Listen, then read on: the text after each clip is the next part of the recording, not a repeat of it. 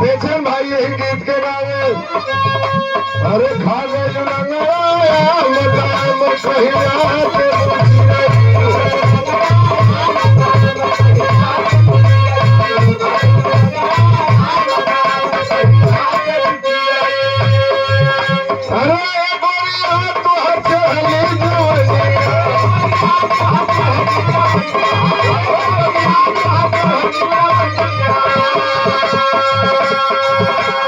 लगे लगे मनवा पर घाम दाम कहिया के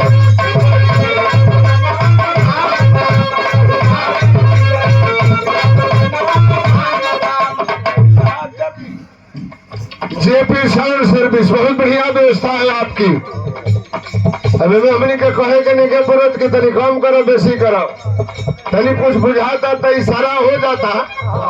जेपी साउंड सर्विस आपके ओर से 100 रुपए का पुरस्कार, बहुत बहुत धन्यवाद। रोजी रोजगार बनल रहे, कमाई में बरकत हो, बहुत बहुत धन्यवाद बाबू के।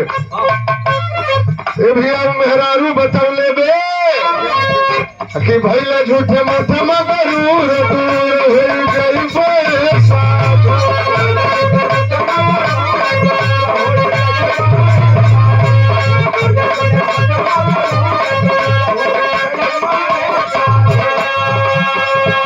अरे साधु तुम्हारी नियत खराब हो गई। हम सुता रहली तो अपनी मरद के लगे सुता रहली, दूसरा मरद के लगे ना सुतली रे बेईमान। अरे पति मोरा धन धन सब समान हो,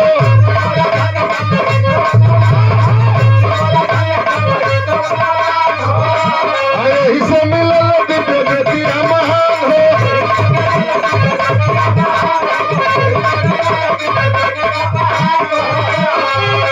अरे तो के बचनी को सहूर दूर हो जाई बरसात।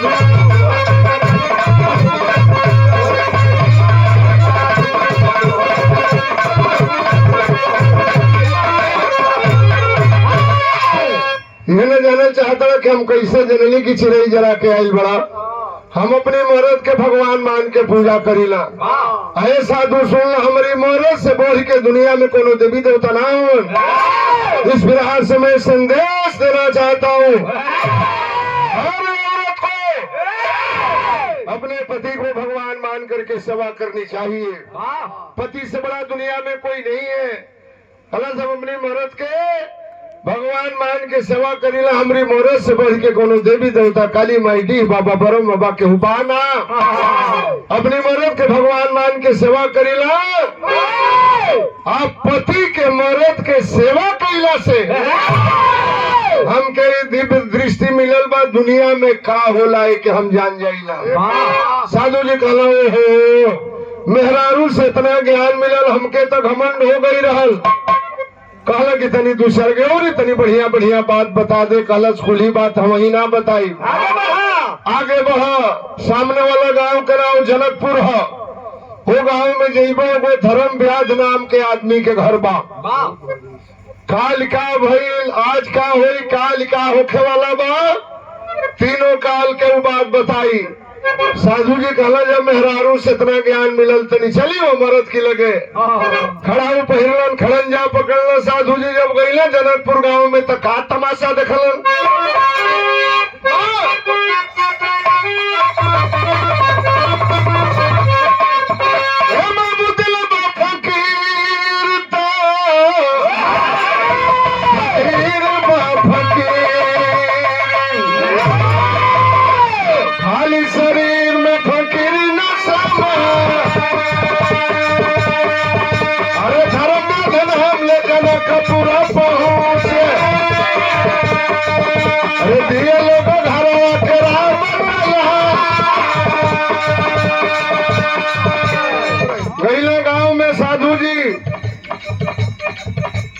पूछला गांव में कोनो धर्म ब्याज नाम के आदमी के घर पर भैया बहुत बड़ान गांव बा। आदमी कहला छी छी राम राम राम राम। साधु अरे का कैला, कहा जाता रे तू? टीका त्रिपुर लगौले बड़ा, राम नामी चादर ओढ़ले बड़ा। अरे वो आदमी ना हो, कसाई है, भैंसा काटेला। सखाए बाबू को सा बढ़िया बढ़िया आनंद आनंद आनंद। ये पुनः 51 रुपया बहुत बहुत धन्यवाद। अरे वो आदमी है तो कसाई है भैंसा काटे ला रे भैया तो के भेजल करी लगे। अरे वो कसाई बाम अच्छा वो मेहरारू कहले बे तो चली तनी भेंट कर ले गईला करे घर के सामने सचो के कसाई रहल। अरे दूरे ही से देख पे मुनि के शरीरिया आके धर्म व्याध है बमान से खिसिया उनवा सरण रहली के करी बासनिया। अरे साधु जी के देखला नजरिया पसार अरे मधुरी बचनिया में बोला व्याधा बनिया। अरे नारी के बात सुन के कष्ट करिला कसाई रहल हथियार उठा के भैंसा काटो तहलो करी दरवाजा पर खून के नदी बहत रहल। साधु जी गईलन देख के पीछे हटे लगलन भागे लगलन भैंसा काटल छोड़ के कलश। अरे साधु बाबा एगो मेहरारू के कहला पे इतना कष्ट करके अइला मर्दे अभी ना हमसे कुछ बतियोले बोलले भागल जाता ना। साधु जी के कई डिग्री बुखार चढ़ गई काटा था भैंसा ई कैसे जान गेल कि हमें को मेहरारू के कहला पे जाए बनी। वो कसाई कलश है साधुओं में इतने नहीं जानत हम ये जानत कि तू चिरई जरा के वो मेहरारू के लगे गईला तब वो मेहरारू तो के हमारी लगे भेजलस। साधु जी जाके कच दे गोड़ पर गिर गए भैया माफ कर दे हमें तो घमंड हो गया था कि हमसे बड़ा कोई साधु धरती पर नहीं। इतनी बात बता दे भैया काटा तारा भैंसा कैसे जान गई कि मेहरारू की काला पहिया आइल बनी। साधु जी के बाई पकड़ला सुधरम ब्याल कसाई ले गई अपना कमरा के अंदर दूगो फोटो टांग रहल।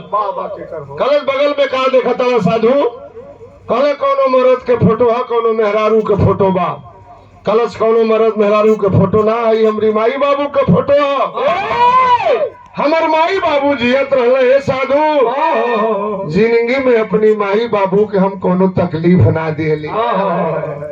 मुआला की बात माई बाबू के हम प्रेम से फोटो के पूजा करीला। हमारी माई बाप से बढ़ के एक धरती पर कोनो देवी देवता तीर्थ व्रत मंदिर मस्जिद गुरुद्वारा कहीं कोई कुछ नहीं है। अपनी माई बाप के जियत रहना सेवा कैली मोला के बाद अपनी माई बाबू के प्रेम से पूजा करीला। आई माई बाप के पूजा कैला से सेवा कैला से हमके शक्ति मिलल बा। हम भी कहेंगे कर्मपुर के लोगों जिंदगी में बहुत रुपया कमा लेना तीर्थ करने के लिए चले जाना मंदिर मस्जिद में पूजा कर लेना लेकिन माँ बाप का कभी अनादर मत करना। माँ बाप से बड़ा धरती पर कोई हो नहीं सकता। हमारा चैलेंज बा ये धरती पर। अरे भाई देखो तनी हिसाबे से मंजूर है भैया ये रुपया बहुत सा रुपया दिलन भैया बहुत बहुत धन्यवाद। सबके नमस्कार प्रणाम बा। माई बाप की सेवा दुनिया में सबसे बड़ी सेवा है। जवन माई 9 महीना हमके तो के पेट में पकला बना के रखल पढ़ा लिखा के हमके तो के नौकरी देवा देलस।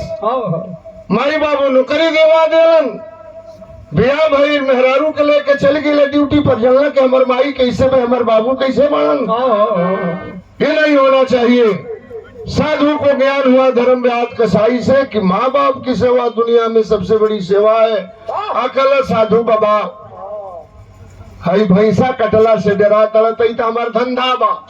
सबका दुनिया में अलग अलग धंधा है। मांस नहीं बेचूंगा जीविका नहीं चलेगी हमारे परिवार की जीविका नहीं चलेगी। साधु ये मेरा धंधा अलग है लेकिन मेरे माँ बाप से बड़ा धरती पर कोई हो नहीं सकता।